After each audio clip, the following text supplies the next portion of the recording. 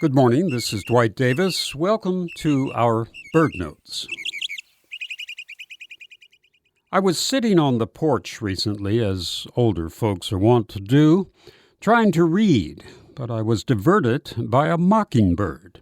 He was singing, loudly and exuberantly, to the extent that I had to put down my book and just listen.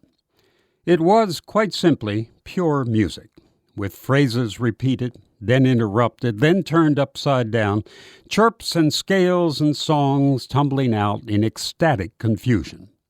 I couldn't help but smile. And yes, we know that birds sing to proclaim territory and to attract mates. However, sometimes it seems to me that birds sing just for the joy of it.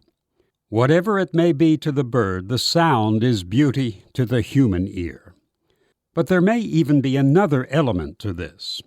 In one of his essays, naturalist John Burroughs has this to say: "There is something almost pathetic in the fact that birds remain forever the same. You grow old, your friends die or move to distant lands, events sweep on, and all things are changed. Yet there in your garden or orchard are the birds of your boyhood, the same notes, the same calls, and to all intents and purposes the identical birds endowed with perennial youth. And when you walk out to the strange woods, there they are, mocking you with their ever-renewed and joyous youth.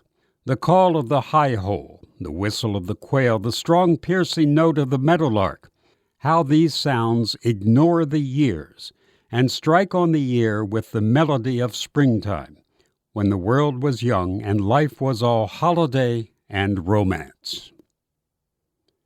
John Burroughs on the Magic of Birdsong.